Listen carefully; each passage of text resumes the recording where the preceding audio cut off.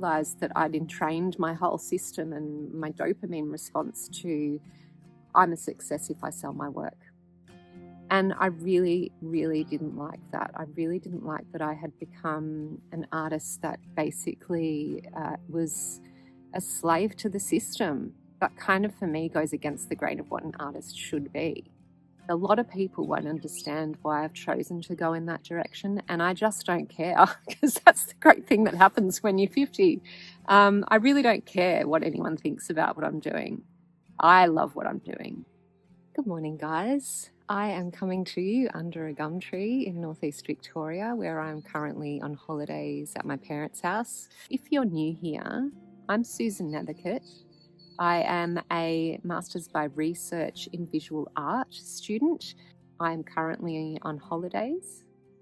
I've just actually out taking the dog for a walk, and I hadn't really planned on vlogging on this trip and didn't bring any filming equipment with me, but then kind of felt inspired to perhaps just take some time out as I'm here to just reflect on a few of the Q&A questions that came through in a video that I posted a couple of weeks ago. Yeah, I'm literally filming this on my phone with my AirPods, so I will see if I can get the audio okay inside the magic of the video editing program that I use. So hopefully it'll be okay, and hopefully you'll forgive me for it not being as high quality as usual. So I'm up at my parents' place for about a week. I've come up with the family, and we usually come up here for about a week every school holidays to spend time with them, because they do live a fair way away from where we live and I want to spend time with them. So it's become a really important part of my routine, both from a family point of view but also a creative point of view, to come up and spend time here. Yeah, I thought it'd be fun to just show you what I get up to here, because I do make quite a bit of artwork when I come up. I always bring something to do, and at the moment that something to do is to do with my master's project. This time I have brought up some of the laces that I have printed, these scanned laces from 19th century ancestors that I've printed on paper that I'm cutting out and sort of forming baskets out of, which sounds quite weird. You might need to go back to a previous video to see what I've actually been making from those. But yeah, I've been cutting out one of the laces, which is quite time consuming. I've also brought up with me one of my accordion sketchbooks that I've been working on, and it's one that I actually started here last spring. I came and stayed for a while and took some beautiful photographs and painted some oil paintings of my parents' garden as it was coming into full spring bloom, and also picked quite a few botanical specimens to press from that season. And so I'm creating an accordion sketchbook of watercolours that shows their home and property in that season, and it will have the little in-between fly leaves where I will collage in the botanical samples that I picked and pressed. If you're curious about what that looks like, you'll also see that in a previous video that I showed not too long ago, where I showed some of the accordion sketchbooks I was working on.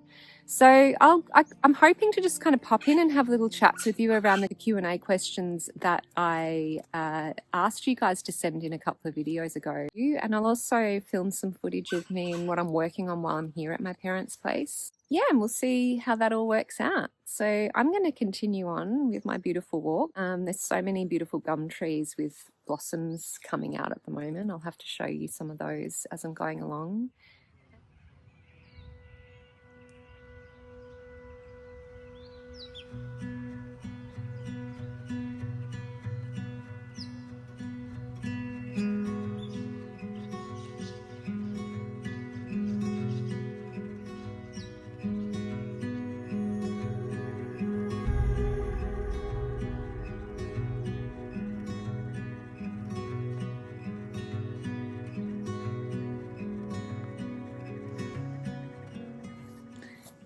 Hey there guys, how are you going? So I did get a few different questions. There was a few people that kind of asked questions that were on a similar vein, so I thought it might be helpful to kind of combine them into one topic and have a little chat about it, and in that way kind of answer everyone's question hopefully.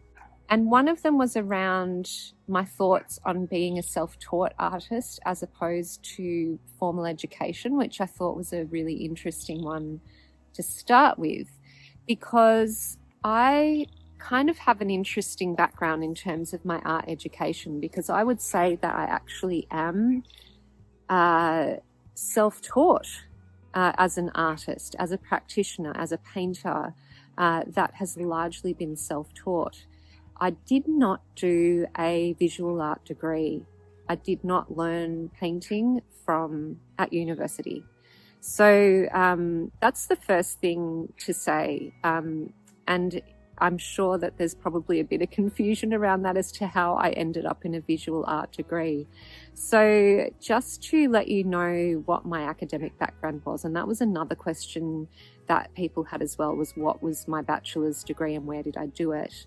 I actually did my Bachelor of Arts, not Bachelor of Visual Art, but Bachelor of Arts at Melbourne University in the 1990s. So I did no art training there. It was all theory-based. I did a major in fine art. So I learned a lot about artists and a lot about art in the world, but I didn't learn to be an artist at university.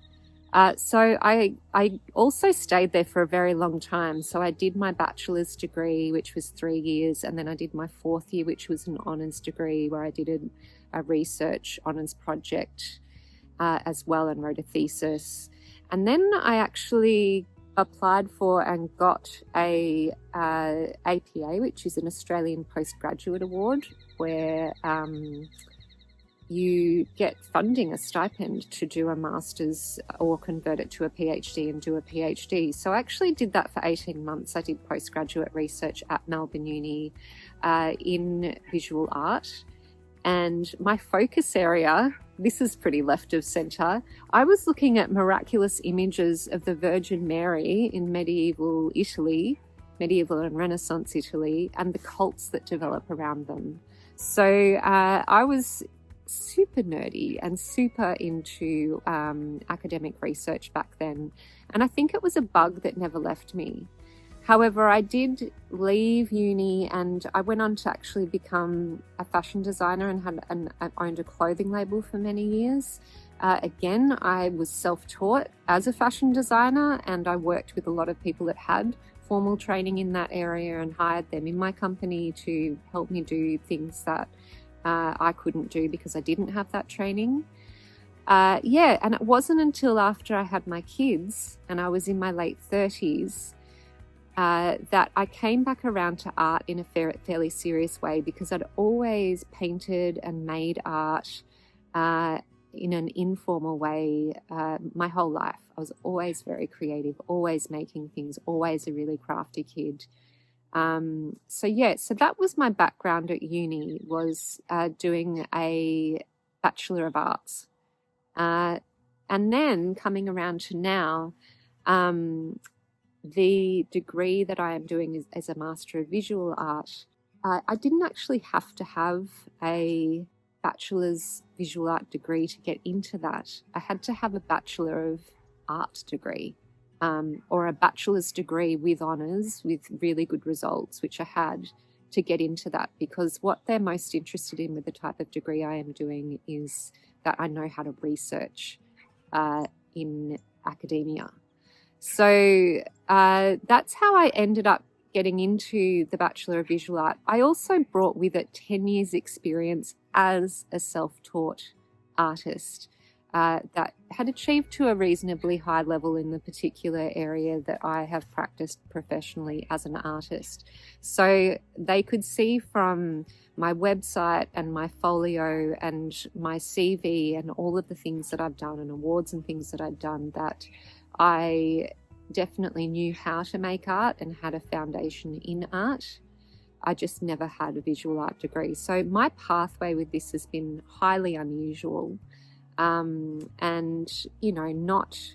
not how many people do it. Most people that are doing a Master of Visual Art or a PhD by research, because that's the type of masters I'm doing, most of them are coming from an academic art background. So I'm quite different in that way.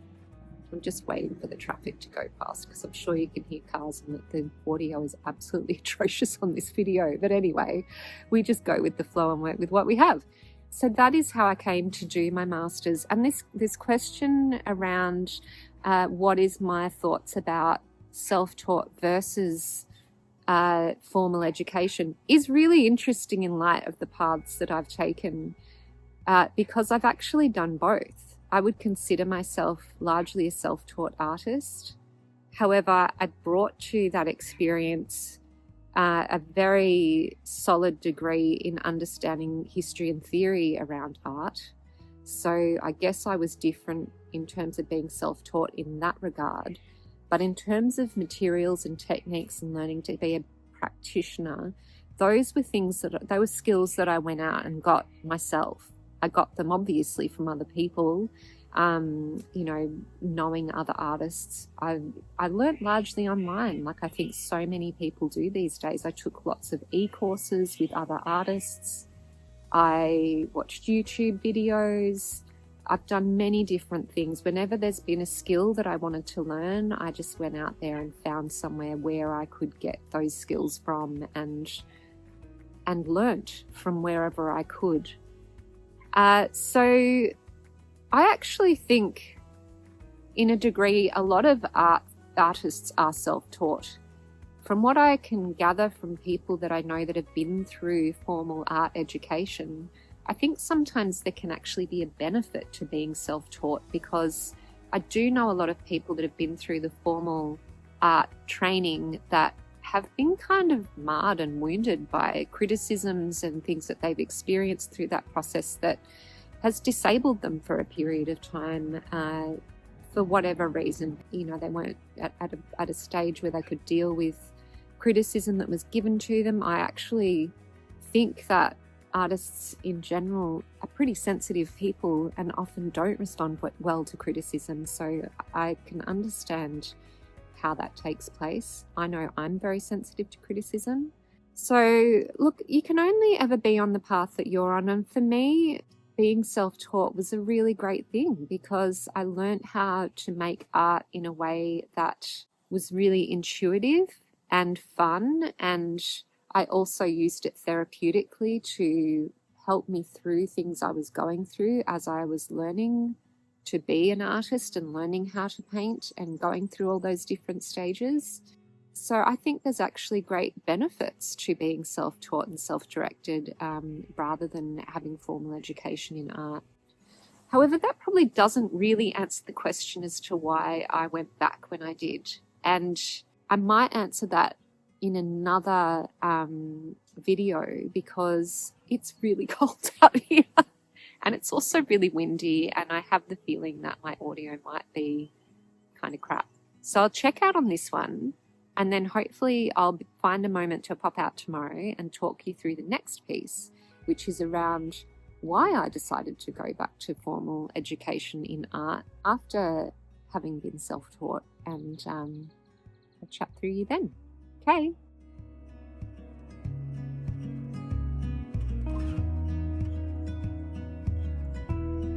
Hey, Suki. Say hi to everybody. My cute puppy. I adore her.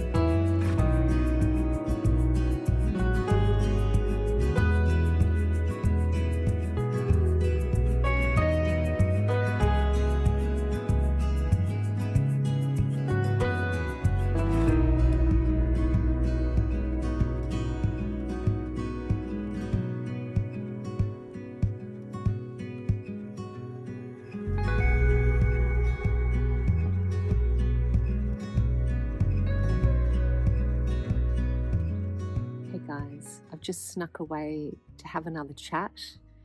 It's another day. I've done some lovely watercolor painting today, which has been great. I've been working on a watercolor of my parents' garden in spring, so that's really appropriate. And I thought I'd continue the conversation around the question of, I just talked about how I really would regard myself as a self-taught artist. And so the question then is, why did I then decide to go back to do a Master of Visual Art? Do I think that's necessary? Why did I make that decision for myself if I thought that being self-taught was so great? And I guess it's just a very, very personal answer that I have. The questions that I had were really around, do I think it's necessary to have formal education as an artist? And the answer to that is no, I don't think it's necessary, but the path that led me here I think was quite unique. So I might just tell you a little bit about that so that it makes sense. I have had this experience of becoming an artist in the age of Instagram.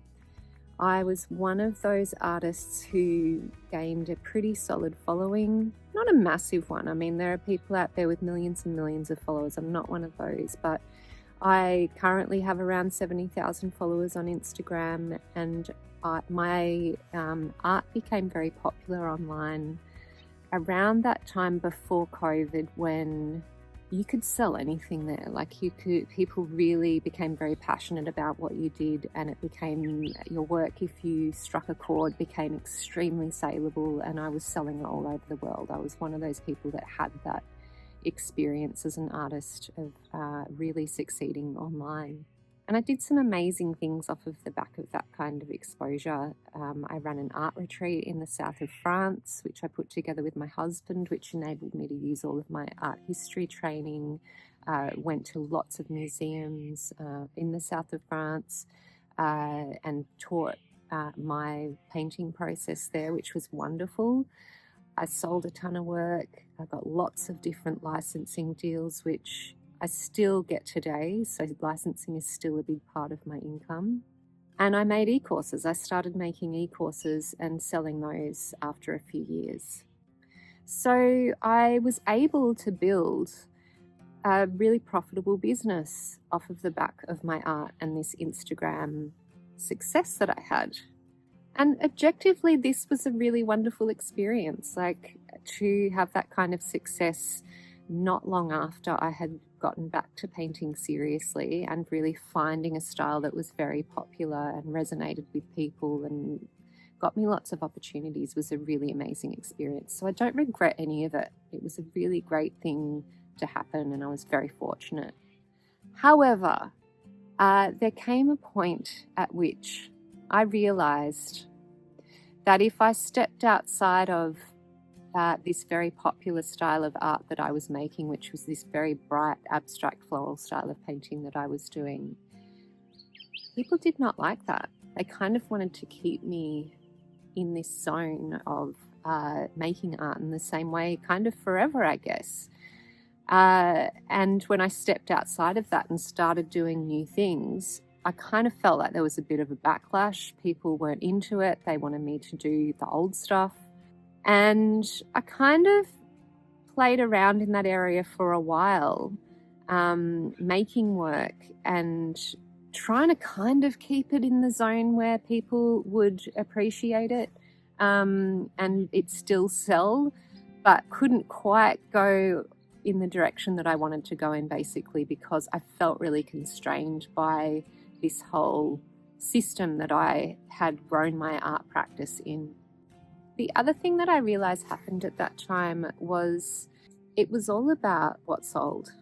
I became this creature that was entrained to I was a success as an artist if people bought my work. And when people stopped buying my work, but I was making work that I actually liked better than what I was doing previously, and it felt like a natural progression and a natural growth. And when it didn't sell, I found it really difficult because I realized that I'd entrained my whole system and my dopamine response to, I'm a success if I sell my work. And I really, really didn't like that. I really didn't like that I had become an artist that basically was a slave to the system. That kind of, for me, goes against the grain of what an artist should be. So I really didn't like what had happened to me as an artist and the way that I felt really hemmed into this way that I was making art, which was essentially very commercial. Nothing wrong with it. I don't want to make judgments about good art, bad art, commercial art, selling out, any of that stuff. I don't buy it. I think you have many different kinds of artists and they're all equally valid. But I didn't feel satisfied within myself, and that was the only thing that I cared about. I also at that time thought, well, maybe I should try and look at a different way of engaging with the buyers of my art. Maybe I should look at a different way of selling my art. Maybe I should look at working with art galleries.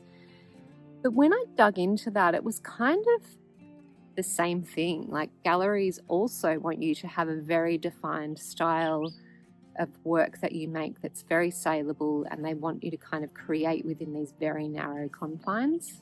So that also didn't really feel like a great direction for me to move in for the piece that I felt like was missing, which was that what I was really craving was to make work that really mattered to me on a deeper level, that engaged me around things that matter to me, such as my spiritual connection to nature, how I engage with that through art making, all these really deep, beautiful processes that just I wasn't getting to go to the depth that I wanted to go to with those ideas within this framework of art making that I had been working within. The reason I went back to do postgrad was really just following my nose out of that question of how do I create that for myself. And it happened through an exhibition opportunity that I got through the Art Gallery of Ballarat, which is a public art gallery. So that kind of exhibiting is very different to a commercial gallery. It's not driven by money at all. I had to put in a big submission for it. There's a lot of competition for the exhibition, and I got one of the spots, which was amazing. And as part of preparing for that exhibition, I went into the collection and looked at their historical artworks by women from the 19th century. And when I went in there and did that research, that was when I realized that I was totally lit up inside. It revived this part of me, this critical part of me, this academic part of me, this historical research part of me that I had so loved when I was in my 20s. And it was like I came alive again in the process of researching that exhibition. And while I was there, the curator at the time, Julie McLaren, who's now moved on, said to me, you know that you're kind of doing a master's. And I said, yeah, I know. What I'm doing here is kind of like postgrad work. And she was actually doing one at the time at the same institution that I'm at. And she said, you know, have you thought about doing that? That might be something that could be really good for you. So I ended up following my nose after that exhibition. And there is a video on that exhibition somewhere earlier in my YouTube feed if you want to check that out. And so I just followed my nose and I went and spoke to the university, dropped in a CV. I had a meeting with who is now my supervisor, and she told me about what the requirements were to getting into uni. And doors just kept opening, and I just kept saying yes to them. That was really what happened with the masters. There was a big part of me that didn't even want to do a masters because I knew that it would be big. I knew it would be challenging. I knew that I would be giving up income, which was one of the questions actually that someone asked me about to answer in this video. So yes, there was an element where I knew that I was going to have to put some money aside and save up, because I knew that there'd be a long stretch of time that I wasn't going to be selling artwork, and I'd have to have a different strategy for bringing in money while I was doing that. And that strategy has ended up being teaching. I've taught quite a few workshops for a company called Artable during my candidature, and I've got my e-courses as well online, and art prints, licensing, and those are the main things, and my artwork, of course, for sale. But I knew I really didn't want to do it. Like when the doors just kept opening, I kind of got the offer, and I didn't sign it initially. I really wasn't sure, and I went in and had a conversation with one of my now colleagues, Lauren Matthews, who was just wonderful and who really just brought me back down to earth and was like, look, they've let you in. You've got a fee offset scholarship, so you don't actually pay for the degree, which is amazing.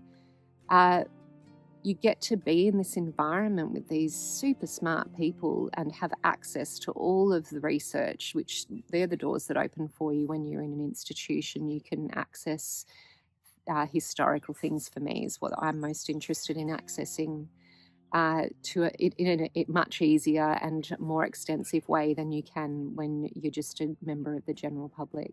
And she's like, why would you not do this? And it was a bit of a case of, why would I not? I actually am in a space in my life where I can.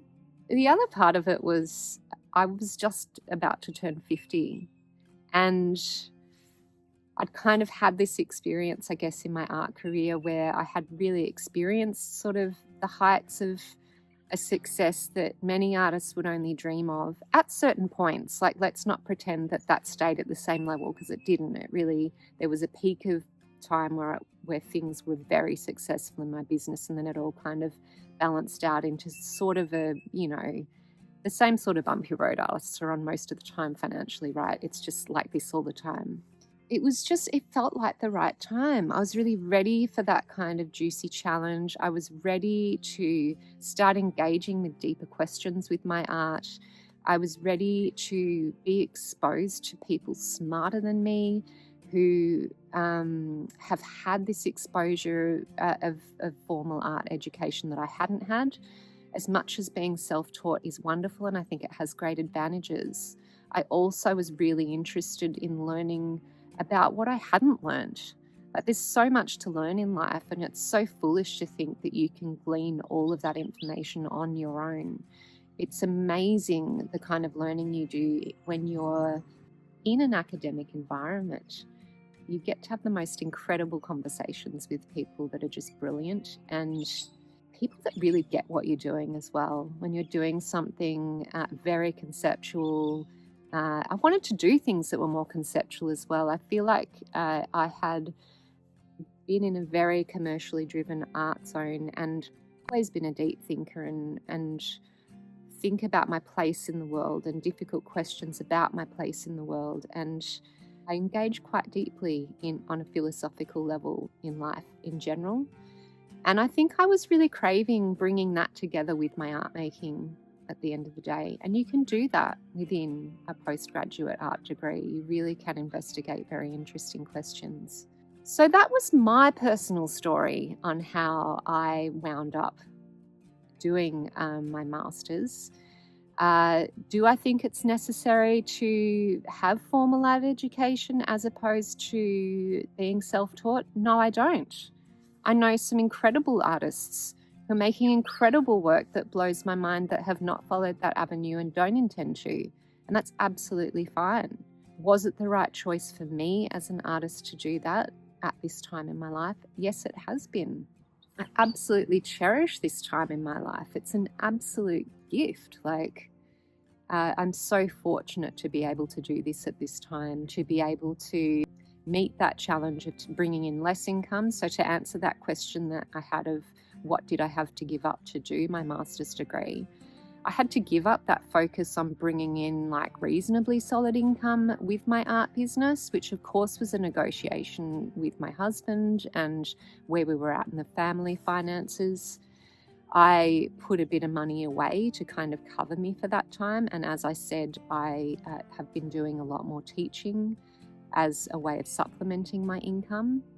And if any of you have bought an e-course from me, thank you also, because you are funding my master's, and I'm deeply appreciative of that. The links for those are always in the description if you want to check out any of my e-courses. Yes, I had to give things up, and I don't regret it for a minute. I'm not making much income at the moment as an artist, but I feel like I'm growing in spades and in a direction that I absolutely love. I think also this thing about choosing to do this as I've turned 50, because I turned 50 at the start of this year, this is exactly where I wanted to be at 50. This is exactly the kind of deep engagement with something so specific It's taking my art in such a completely new and different and unpredictable direction. A lot of people won't understand why I've chosen to go in that direction, and I just don't care, because that's the great thing that happens when you're 50. I really don't care what anyone thinks about what I'm doing. I love what I'm doing. I love what it is doing to my brain. I feel like the kind of learning that I'm doing, the kind of critical reading that I'm doing, what I'm learning about theory, I as a relaxing pastime, read other people's master's and PhD theses. Like, I really am engaging on a very intense intellectual level, which I feel like is the kind of thing you want to be doing for your brain as you age anyway. And it's like I've reawoken all of these neural pathways that were already there from my early academic days at exactly the right time in life, when we need to be really looking after our brain health.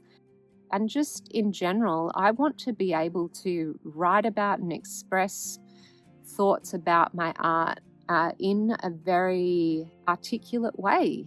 So this is how I'm learning to do that. But I can also see the benefit that having been self-taught before this period in my art training has been brilliant, because I feel like I have a grasp on the art world as it is now currently in 2025, and has been for the last 10 years, that a lot of people in the academic art world don't have. And I think that perspective is actually really, really interesting. So I might stop there. I've answered quite a few questions sort of that floated in that were adjacent to this whole idea of why I chose to do my master's and what I think about formal education. And I think that's probably enough for a single video. So I might stop there with this one. Thanks so much for being here. If you stayed until the end, why don't you give me a tree emoji, since for most of these little chats I've been having, I've been sitting behind a tree. Give me a tree emoji if you stayed to the end. And yeah, let me know if you have any other questions that you would like me to answer in a future episode. I didn't get quite through them all, so I might do another one down the track. Take care until then, and I'll see you next time. Bye.